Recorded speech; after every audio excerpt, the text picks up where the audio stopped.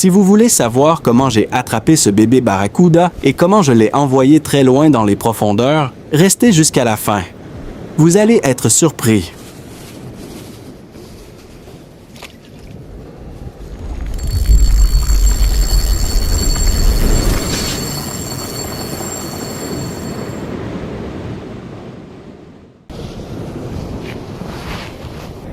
Tout a commencé tôt le matin, en session spinning. Je lance, je ramène, rien. Je change de l'heure, encore rien. Je teste plusieurs animations, et puis soudain, grosse touche. Ça tire fort, très fort. Je sens tout de suite que ce n'est pas un poisson ordinaire. Même si c'est un bébé barracuda, le combat est intense. Il est rapide, nerveux, plein d'énergie. Franchement incroyable pour sa taille. Quel combat! À ce moment-là, une idée me traverse l'esprit. Pourquoi ne pas l'utiliser comme appât vivant et l'envoyer très loin au large? Et la seule technique qui me permet de faire ça depuis le bord, c'est la technique du ballon. Je décide donc de passer à l'action. La technique du ballon. Le principe est simple. Au lieu de lancer loin avec la canne, j'utilise le vent, la houle et le courant pour emmener mon appât au large. Le bébé barracuda est un vif parfait. Il est résistant, actif et il reste longtemps en mouvement.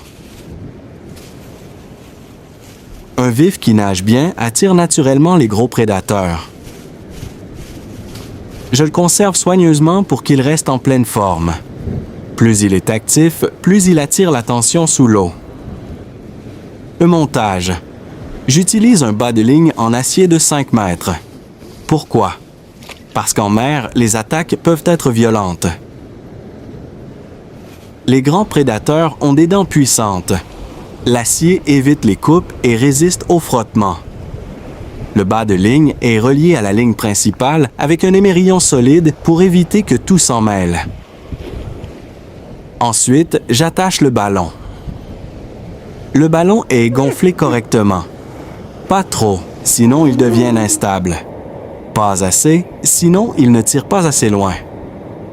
Le ballon joue un rôle essentiel. Il agit comme un véritable voile que le vent pousse sur l'eau. Plus sa surface est grande, plus il capte le souffle de l'air, ce qui lui permet de se déplacer rapidement et d'indiquer avec précision la direction du courant. Ce simple accessoire transforme la technique en un jeu d'équilibre entre vent, eau et mouvement. Pendant ce temps, le vif. Ici, un bébé barracuda est conservé avec le plus grand soin. Il reste immergé dans une nappe d'eau oxygénée, spécialement conçue pour maintenir sa vitalité et sa réactivité. Cette attention est cruciale.